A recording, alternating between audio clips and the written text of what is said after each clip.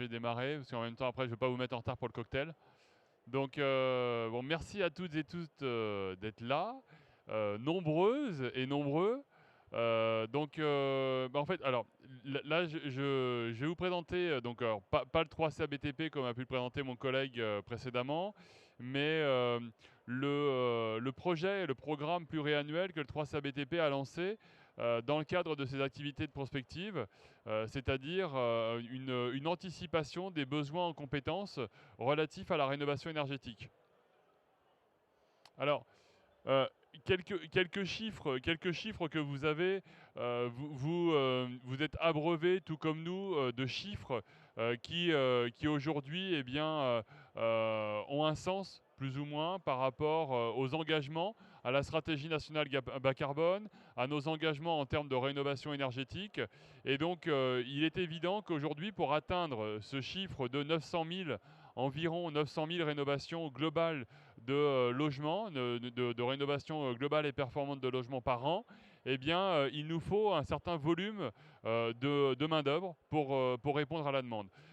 Quand on regarde le chiffre là de 500 000 à 1 million de rénovations énergétiques par an d'ici à 2030-2050, nous sommes très loin du compte puisqu'aujourd'hui, nous arrivons péniblement à 30 000, à peu près 30 000 rénovations énergétiques par an.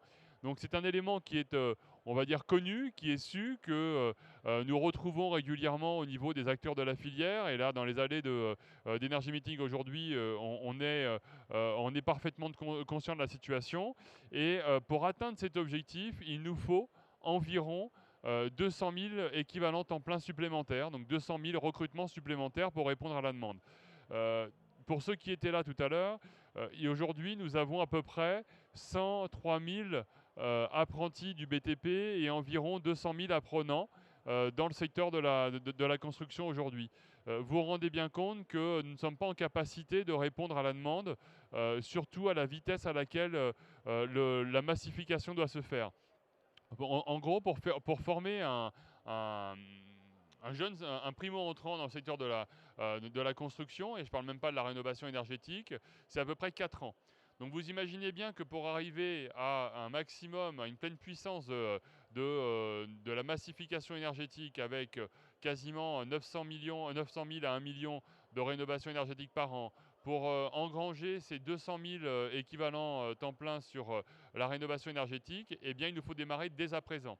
Et pour démarrer dès à présent, eh bien, nous avons besoin de savoir précisément combien les entreprises vont recruter, combien les entreprises auront besoin de compétences en fonction de l'évolution de l'ensemble des dispositifs existants. Quand je parle des dispositifs, on le verra tout à l'heure, eh bien, c'est au niveau des usages, au niveau des évolutions technologiques. Alors, le programme RenoBoost est un programme de vigie qui est piloté par l'ensemble des acteurs de la filière, à savoir la Fédération française du bâtiment, la CAPEB, la Fédération nationale des travaux publics en particulier. Et donc l'enjeu est d'arriver à comprendre les grands facteurs, les grandes mutations auxquelles nous sommes confrontés. Ce qu'il faut avoir à l'esprit, c'est qu'aujourd'hui, nous, en tant que citoyens, et a fortiori la filière, nous sommes confrontés à 3 grandes mutations. C'est la première fois dans l'histoire de l'humanité où nous avons ces 3 mutations simultanément. Une mutation sociétale, une mutation technologique et une mutation environnementale. Donc il est essentiel aujourd'hui de comprendre les leviers qui font que le secteur, la filière de la construction est en train de changer et en train de vivre un cataclysme. Et donc pour éviter de le subir, il était important pour nous de partir des besoins des territoires, parce qu'on sait très bien que les besoins dans les territoires sont essentiels. Lorsque l'on parle de 200 000 équivalents temps plein, eh bien évidemment, le besoin en main-d'œuvre n'est pas le même dans la Creuse qu'en région parisienne. Le besoin en rénovation n'est pas le même quand on soit dans une ville ou une région très urbanisée comme l'Île-de-France ou une région assez peu urbanisée comme dans la diagonale du vide. Et donc il était important pour nous d'arriver à comprendre et à modéliser ces besoins. Et ensuite, c'est de pouvoir agir. Très clairement, aujourd'hui, on le voit bien, au travers des différentes conférences qui ont animé la journée, qui ont maillé la journée, il va falloir passer à la vitesse supérieure et agir rapidement et collectivement. L'élément clé, c'est d'agir collectivement, d'agir sur l'ensemble des leviers. j'évoquais tout à l'heure les 3 grandes mutations, eh bien, c'est d'être en capacité aussi d'agir sur l'attractivité des métiers, d'agir également sur la capacité à travailler collectivement, donc collectivement entre les différents acteurs de la filière, mais pas que, et ensuite d'arriver à travailler aussi en fonction des enjeux territoriaux au niveau à l'échelon du quartier, à l'échelon de la ville et à l'échelon de la région et du département. Donc quand on prend la dimension comprendre, ce qui est essentiel, c'est qu'aujourd'hui, vous ne pouvez pas travailler sur la rénovation énergétique en raisonnant dans l'absolu. C'est-à-dire que la rénovation énergétique, telle qu'on peut la concevoir habituellement, bien souvent, dans 80-90% des cas, nous sommes sur de la rénovation énergétique qui traite les passoires thermiques. C'est-à-dire qu'on va traiter un retour sur investissement par rapport à une passoire thermique. Donc j'ai froid l'hiver, je trouve une solution. Or, aujourd'hui, on voit bien que typiquement, si on prend Paris, vous avez eu des simulations en octobre je crois, d'un Paris à 50 degrés.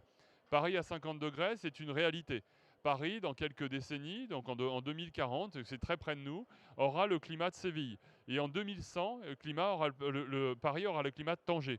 Donc on voit bien qu'il y a un élément à prendre en considération, une approche systémique sur la problématique de la rénovation énergétique, à savoir le confort d'hiver et le confort d'été. Or aujourd'hui, si on prend Pareto, nous nous rendons compte que finalement, c'est 20% des prises en charge sur le confort d'été et 80% sur le confort d'hiver. Il y a un autre élément qui apparaît important aussi quand on aborde la rénovation énergétique, c'est l'acte d'achat. Aujourd'hui, une rénovation moyenne, le coût moyen d'une rénovation, c'est entre 60 et 70 000 euros. Qui aujourd'hui a 60 ou 70 000 euros sur son compte en banque pour rénover son habitat, quel que soit le niveau social? Aujourd'hui, vous avez un bon nombre d'aides qui vont vous permettre de rénover. Alors bien évidemment, pour reprendre quelques propos, vous aurez la pompe à chaleur. Mais la pompe à chaleur n'est pas une réponse. C'est-à-dire que la pompe à chaleur est un élément de réponse. Et on voit bien qu'aujourd'hui, pour avoir une rénovation énergétique globale et performante, il va falloir combiner 3 gestes. Au-delà de 3 gestes, on considère que le gisement est tué. C'est-à-dire qu'on ne peut pas se tromper. On ne peut pas se tromper dans l'acte de rénover et on ne peut pas se tromper dans l'approche globale et le retour sur investissement. Donc le premier élément qu'il faut retenir, c'est de travailler sur du multigeste, environ 3 gestes, de travailler sur la capacité de déclencher l'acte d'achat en fonction du budget. Et donc là, on arrive au deuxième élément, c'est le bien-être. Aujourd'hui, si nous arrivons à associer la rénovation énergétique et l'amélioration de la qualité de vie dans l'habitat, nous aurons déjà permis à un certain nombre de citoyens de passer à l'acte de massification de la rénovation énergétique. Pourquoi? Parce que si vous prenez la population française, on l'a entendu encore il y a quelques jours d'ailleurs, du président de la République, le solde de natalité en France est négatif. Donc nous avons besoin de réinvestir sur la natalité parce que la population est vieillissante. Donc qui dit population vieillissante dit adaptation de l'habitat au vieillissement de la population. Or, nous avons aujourd'hui des populations qui ont des difficultés à faire le choix, tout simplement, entre j'améliore la qualité de vie de mon habitat ou tout simplement j'améliore mon habitat pour que je puisse continuer à vivre le plus longtemps possible dans mon habitat et je dois aussi avoir moins froid l'hiver et moins chaud l'été. Sachant que un chiffre clé, hein, si on prend Paris par exemple, Paris sous les toits, en période de canicule, c'est un taux de mortalité supérieur de 20% à la normale. Donc il est important aujourd'hui d'avoir cette vision systémique et de se dire je rénove mon habitat, mais je rénove pour améliorer la qualité de vie, pour l'adapter à mes usages et aussi pour penser à la décarbonation. Parce que ce qui va arriver aujourd'hui, c'est que, vous le voyez très clairement, nous parlons de plus en plus de décarbonation de l'économie, de décarbonation de l'énergie. Demain, nous parlerons de décarbonation de la rénovation énergétique. Et vous n'aurez plus simplement un coût en euros du montant de la main-d'œuvre et des matériels et des matériaux, mais vous aurez aussi une taxation qui va arriver sur la tonne carbone. Et donc, il est important de mesurer le retour sur investissement carbone et donc de travailler dès le début, dès la conception de la rénovation sur les matériaux que vous utilisez, l'accroissement du réemploi et puis également de travailler sur des énergies renouvelables. Donc tout ça pour dire, que vous avez une approche systémique à avoir, une approche aussi au niveau du conseil, donc de faire évoluer les compétences de la part des professionnels, d'avoir cette vision d'accompagnement sur l'usage, sur la fonctionnalité et plus simplement sur l'expertise technique, et de s'adapter aux environnements territoriaux. Donc ce qui est important, c'est de vous dire par exemple que l'acte de rénover sera différent en Grand Est où là vous allez avoir eh bien, un climat qui va plutôt être continental, où là vous allez avoir eh bien, des gisements de matériel et matériaux qui vont être spécifiques à l'Est de la France, avec des techniques de pose qui vont différer, avec également eh bien, des spécificités architecturales qui vont faire que vous ne pourrez pas faire de l'isolation par l'extérieur. Vous serez obligé de passer par un certain type de pose, que en zone, en zone très fortement urbanisée comme à Paris par exemple, eh bien, avec les immeubles haussmanniens, vous ne pourrez pas non plus isoler par l'extérieur et vous ne pourrez pas non plus réduire la surface habitable au regard du coût du mètre carré, du prix du mètre carré qui est aujourd'hui entre 10 et 12 000 euros. Donc ce qui va venir gréver encore un peu plus votre budget rénovation. Excusez-moi.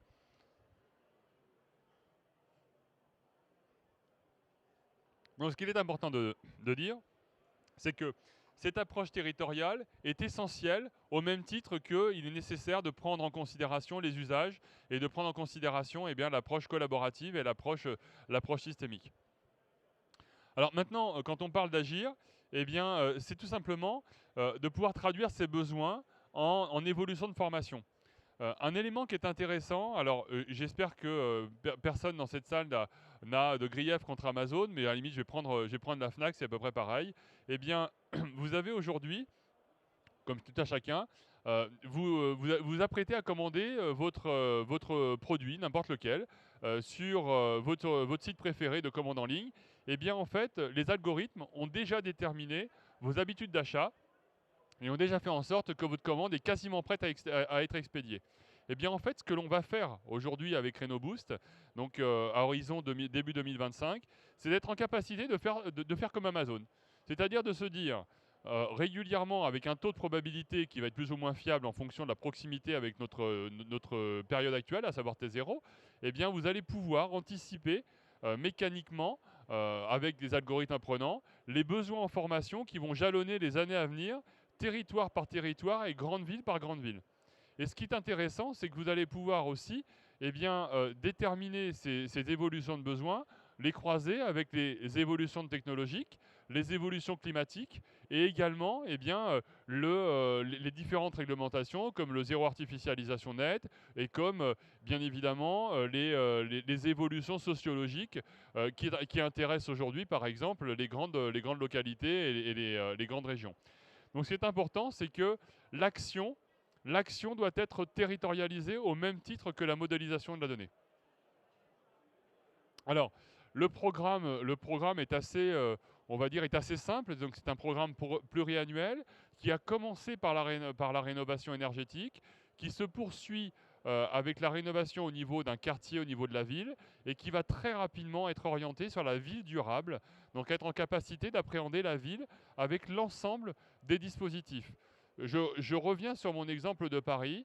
Eh bien, aujourd'hui, vous ne pouvez pas considérer la rénovation d'un bâtiment sans prendre en considération la végétalisation des espaces, sans prendre en considération la capacité de végétaliser les espaces et la capacité eh bien, de raisonner en termes de quartier, en termes d'écoquartier. Et donc il est important pour réduire ces îlots de chaleur dans les villes eh bien, de prendre en considération les infrastructures, la mobilité. Je prends un autre exemple où là je digresse légèrement, mais c'est un sujet qui devient de moins en moins, on va dire, disruptif. C'est le passage en courant continu des bâtiments.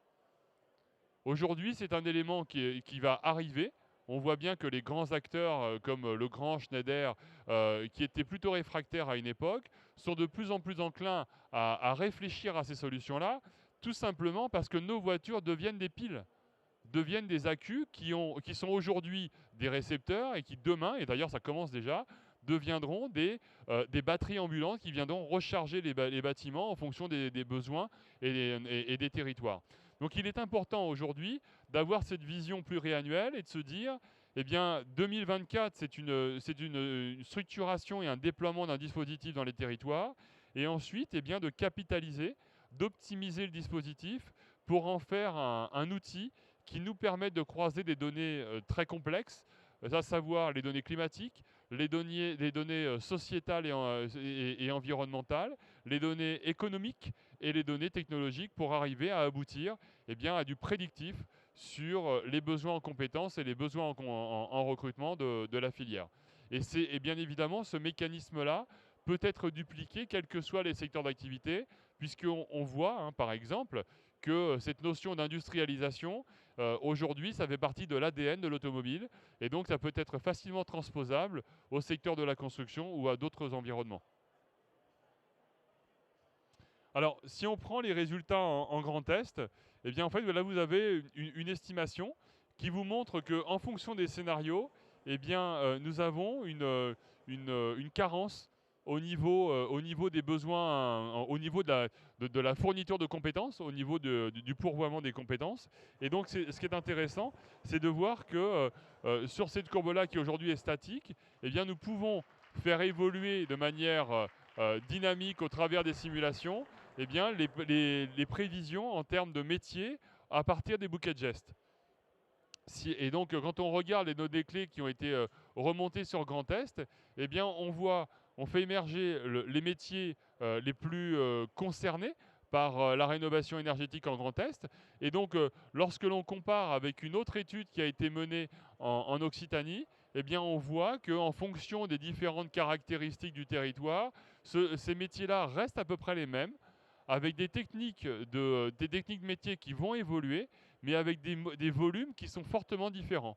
Et donc il est intéressant ensuite, quand on parle du territoire, eh bien, de ne pas fonctionner en termes de territoire cloisonné, mais en termes de territoire au cœur des autres territoires, et d'envisager cette mobilité des compétences en fonction des besoins et en fonction des évolutions. Et donc ce qui est intéressant, c'est que grâce à ça, nous introduisons aussi une notion d'impact. Et c'est véritablement là qu'est l'enjeu.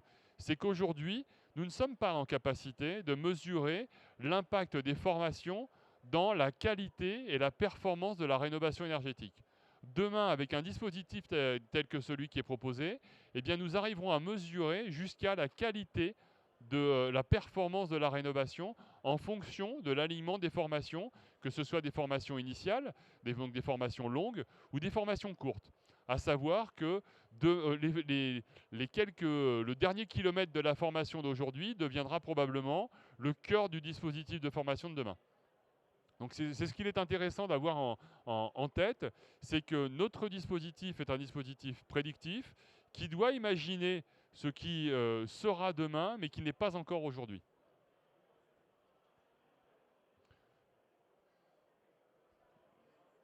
J'ai un peu d'avance, du coup j'ai été un peu vite.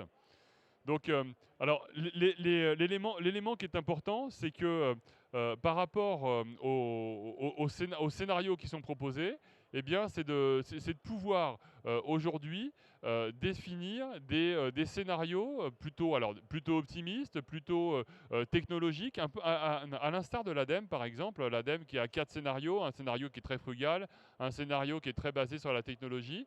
Et donc, l'enjeu aujourd'hui est d'arriver à dessiner eh bien, des scénarios d'évolution des compétences, des besoins en compétences, par rapport eh bien, aux spécificités territoriales, par rapport au fait, je l'évoquais tout à l'heure, à la montée en compétences sur la notion de conseil, par exemple. Conseiller un citoyen, conseiller quelqu'un qui souhaite pouvoir passer à la rénovation énergétique est un élément important. Je prends un exemple, un électricien par exemple, un électricien jusqu'à présent eh bien, a pour vocation de rénover votre installation électrique, de faire valider par le consuel et ensuite de ne plus jamais revenir, ou de ne pas revenir tant qu'il n'y a pas de panne. Or, ce qui est intéressant, c'est qu'aujourd'hui, on le voit bien dans les allées d'Energy Meeting, eh bien, vous avez une évolution rapide et forte des systèmes tels que les panneaux solaires, tels que les différents dispositifs d'éoliennes sur les toitures ou autres, qui vont modifier significativement votre capacité à rendre votre bâtiment passif ou à faire de l'autoproduction d'énergie. Et donc là, pour le coup, ce qu'il faut arriver à avoir en tête, c'est que pour ce métier d'électricien, qui ne va pas fondamentalement changer dans le principe au niveau d'expertise technique, va évoluer, mais sur ces fameuses compétences comportementales, ces compétences sociétales, il va devoir devenir un conseiller. Je dois passer d'un expert métier, d'un statut d'expert métier, à un statut de conseiller.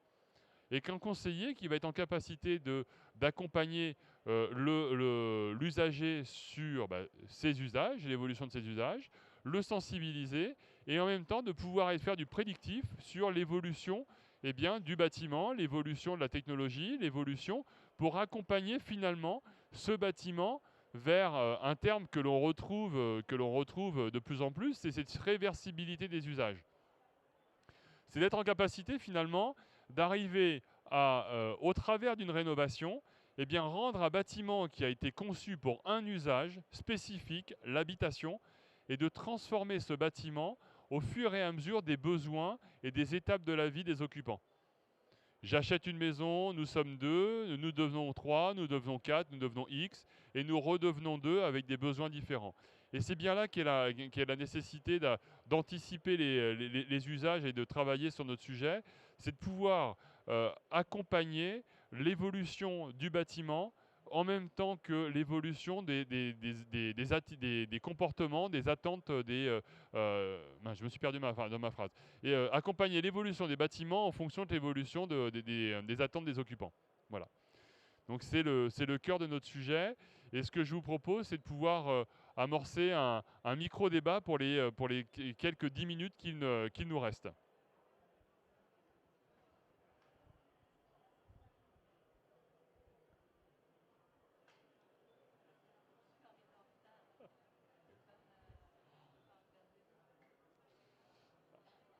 Vous, vous, vous aviez une attente particulière par rapport au sujet ?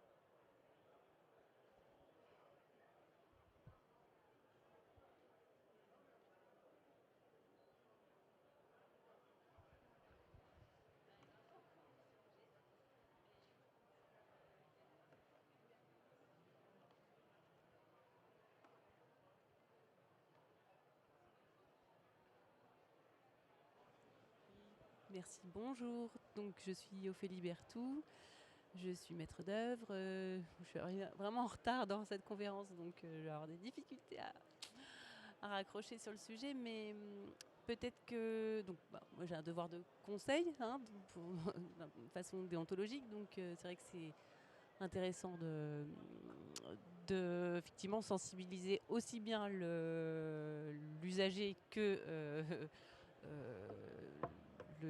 la formation des entreprises, à savoir planifier leur intervention dans le planning de travaux et de réalisation d'un projet de construction. Moi, c'était plutôt sur le sujet de la rénovation et la rénovation énergétique. Il me semble intéressant peut-être de regarder le parc vieillissant, enfin le parc de la maison individuelle par exemple, qui est un parc vieillissant. C'est peut-être le secteur sur lequel il faudrait apporter le plus de soins et le plus de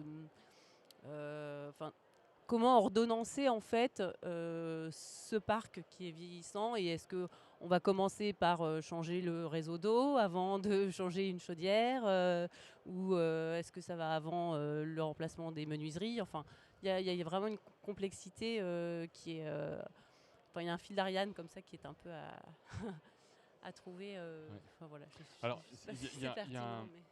il y a un élément qui est à noter, c'est qu'aujourd'hui, le parc immobilier français consomme environ entre 800 et 900 TWh. Donc c'est juste assez considérable, et que l'objectif avec la rénovation globale et performante est d'arriver à réduire de 500 TWh la consommation. Or, même en réalisant ça, il va falloir travailler sur les usages. Et il va falloir travailler sur la capacité, parce qu'aujourd'hui, quand on regarde la consommation, 60% de la consommation d'un bâtiment est liée à l'utilisation, et pas à la construction ni à la rénovation. Donc ce qui est intéressant, c'est de voir que nous sommes tous concernés. C'est-à-dire que vous pouvez avoir le bâtiment le mieux rénové du monde, et bien en fait, si vous ne savez pas l'utiliser, si vous n'êtes pas en capacité de bien maîtriser avec tous les smart grids, smart X, votre bâtiment, et bien en fait, ça ne servira à rien. Et là, vous avez totalement raison. C'est une question d'acculturation, une question d'appropriation du bâtiment. Et donc, c'est de travailler ensuite en fonction de la typologie des bâtiments pour justement trouver le meilleur combo entre ces trois gestes, ces trois fameux gestes. J'évoquais qu'aujourd'hui, pour arriver à faire une rénovation globale et performante, c'était environ trois gestes. Qu'au-delà, on finissait par tuer le gisement de performance. Et en dessous, ça ne change pas grand-chose. Donc il était important il est important de travailler sur ce sujet-là et donc d'être en capacité d'appréhender la consommation énergétique dans sa globalité. Parce que aujourd'hui, on voit bien que même si on rénove le parc plutôt correctement, eh bien, avec l'accroissement de la consommation électrique, on ne sera pas en capacité, avec les nouvelles tranches nucléaires qui vont être créées, de répondre aux besoins. Donc, quoi qu'il en soit, il va falloir que nous réduisions drastiquement notre consommation d'énergie, je dirais de manière globale. Il y a un autre élément qui est à prendre en considération aussi, c'est celui de la consommation, pardon. Oui, c'est celui, on parle souvent, quand on parle de rénovation, on parle souvent des logements à usage d'habitation. Or, il y a un élément qui est à prendre en considération aussi. Alors là, je crois qu'on est de l'ordre de 30 à 40% du parc, qui est le logement tertiaire. Et tout ce qui est concerné par le décret tertiaire, le décret Bax. Aujourd'hui, il y a une obligation à horizon 2025 et 2027 pour les surfaces inférieures à 1000 m² et surfaces supérieures à 1000 m², qui oblige à introduire la gestion technique du bâtiment. Donc qui oblige à réduire la consommation énergétique. Parce qu'aujourd'hui, il y a des communes, donc là on parlait du ménage qui va être en capacité d'engager 60 à 70 000 euros. L'enjeu pour des communes, eh bien, c'est d'engager plusieurs centaines de milliers d'euros pour rénover un parc vieillissant qui aujourd'hui leur coûte une fortune et qui, avec l'augmentation des taux, n'est plus forcément en capacité d'absorber ce surcoût lié à la rénovation. Et donc, c'est pour ça aussi qu'il est intéressant d'appréhender ces contraintes-là pour prévoir également les besoins en termes de ressources techniques, technologiques, d'avoir des recours à certaines technologies pour baisser le coût de la rénovation et faire en sorte que l'on puisse arriver à rénover la plus grande partie du parc privé ou public.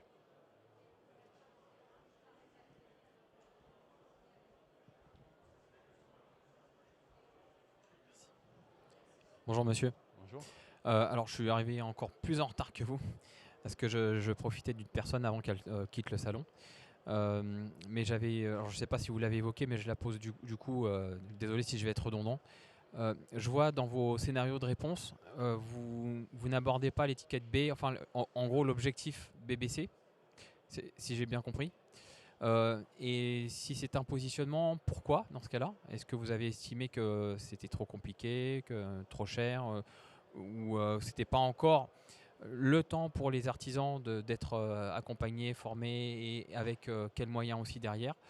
Et est-ce que par rapport à ce que je viens d'entendre là, vous avez peut-être un début de réponse en me disant que vaut mieux effectivement qu'on atteigne un C ou un D, mais avec un très bon accompagnement pour qu'on maintienne un C et un D, plutôt que l'excellence, le Graal avec le B, mais des usagers qui derrière ne suivent pas en termes de comportement et vont même suréquiper ultérieurement. Et voilà, je voulais avoir votre avis là-dessus et le positionnement, pourquoi pas avoir visé le B aussi, le BBC qui est quand même un peu le Graal à obtenir et qui est même dans la loi ce qui est à suivre. Voilà, Oui, merci. Merci pour votre question. Donc c'est vrai que c'est le parti pris que nous avons eu, c'est de se dire aujourd'hui face à l'ampleur du sujet, il était important de réduire drastiquement les passoires thermiques. On sait qu'aujourd'hui, elles pèsent extrêmement lourd dans la facture. Elles pèsent extrêmement lourd en termes de fonctionnement, de consommation énergétique. Et donc, il était important pour nous de dire, pour un artisan aujourd'hui, c'est de se focaliser sur ces bâtiments-là pour ensuite, je dirais, progressivement adresser cette catégorie qui pourra passer en B. Mais là, l'objectif, c'était de pouvoir travailler déjà sur des populations qui, si elles ne rénovent pas leur habitat, ne pourront plus y habiter. Ne pourront plus y habiter, ne pourront plus, on va dire, vivre décemment aussi. Et donc, c'est la raison pour laquelle nous avons fait ce choix-là. Alors, je complète aussi ma réflexion là-dessus. Je ne sais pas si vous avez constaté depuis le 1er janvier donc les évolutions des aides financières de l'État. Donc via le dispositif MaPrimeRénov, maximise les aides financières avec 4 marches franchies dans le fameux DPE.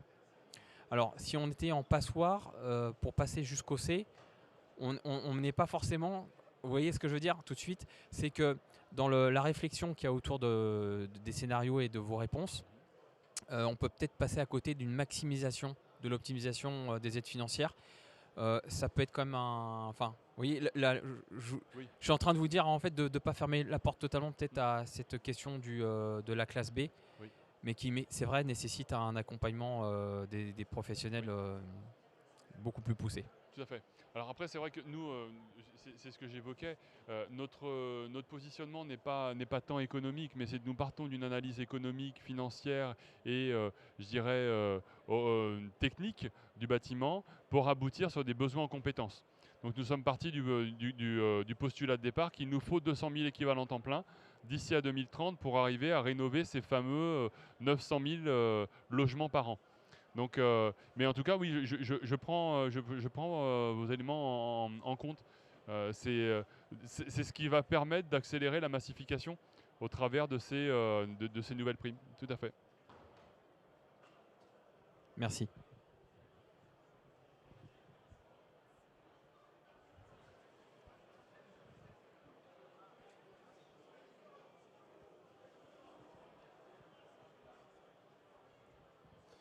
Bonjour. Bonjour. Miguel Darkang du CSTB. Vous parlez de 200 000 équivalents temps plein à former. Souvent, quand on aborde ça et qu'on a la CAPEB ou la FFB est présente, la réponse qui est donnée, c'est pas un problème de capacité, c'est un problème de demande, pas un problème d'offre, mais un problème de demande. Je voulais savoir ce que vous aviez à répondre à ça et je serais curieux d'avoir votre avis là-dessus. Alors, quand vous dites comment dire, un problème d'offre et de demande, c'est-à-dire qu'en fait, En général, la réponse qui est faite par la filière, c'est on a les compétences et on a la capacité. Le problème, c'est qu'il n'y a pas assez de sous pour financer la rénovation, plutôt qu'on manque de compétences. Donc c'est pour ça que je suis assez curieux de savoir ce que vous leur répondez dans ces cas-là. Alors, votre question est assez est intéressante et délicate pour moi parce qu'en fait, mes gouvernants sont, entre autres, la FFB et la CAPEB. Donc, les chiffres que vous avez là sont validés par la CAPEB et par la FFB. Donc, c'est vrai que c'est intéressant parce qu'en fait, oui, on est dans ce questionnement entre l'offre et la demande.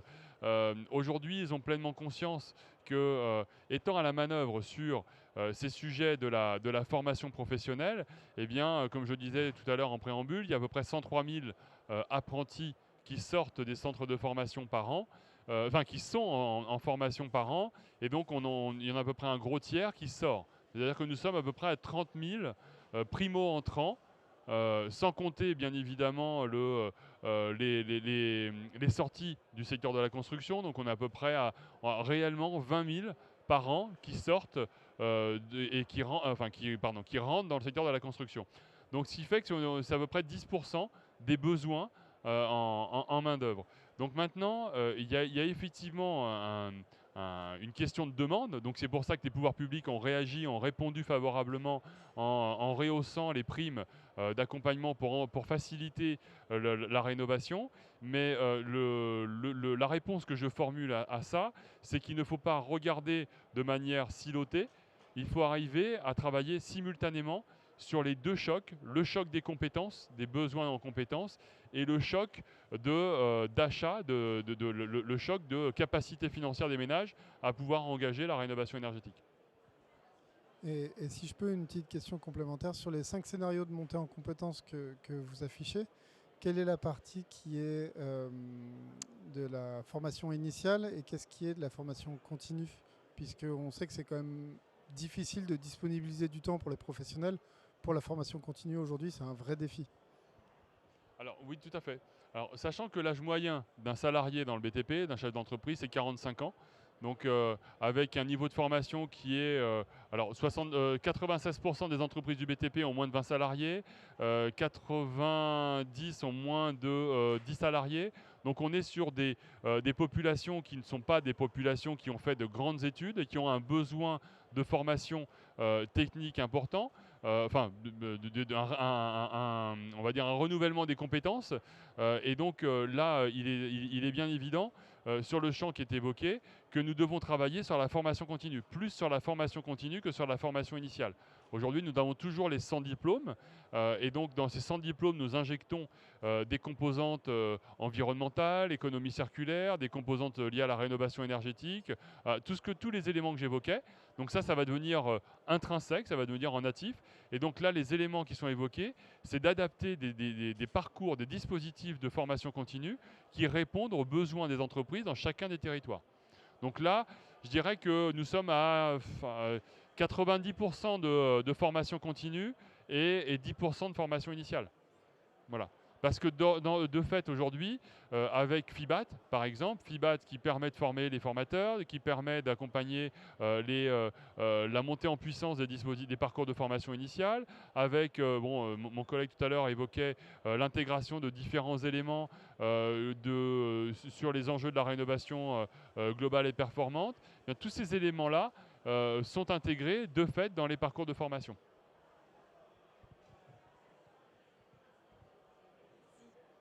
D'ailleurs, je rebondis un peu parce que ça me fait penser qu'il y a une sensibilisation aussi sur l'analyse du cycle de vie du bâtiment qui est important.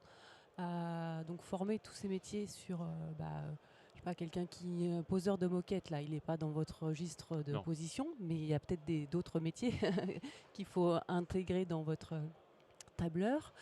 Et l'analyse du cycle de vie du bâtiment est importante. Comment est-ce qu'on recycle en fait tous ces matériaux où il y a de la colle, il y a du tri pour assainir et faire que le déchet soit une ressource finalement et entrer dans la filière des matériaux biosourcés. Je pense que c'est intéressant d'aborder aussi ce point-là. Oui, c'est vrai que la notion de réemploi, de réutilisation, de réemploi plus que du recyclage. Tout à fait. Le recyclage permet, le réemploi, valorise certaines filières et le recyclage transforme certains matériaux pour les réinjecter dans d'autres filières qui, elles, retraitent derrière. Enfin, c'est ça. Tout à fait. Ça doit être un cercle vertueux. Et totalement. Et c'est ce qui est vraiment intéressant parce que on voit bien que les compétences, même si les métiers restent, et les compétences évoluent, et du coup, j'ai perdu ce que je voulais dire. Au niveau des compétences,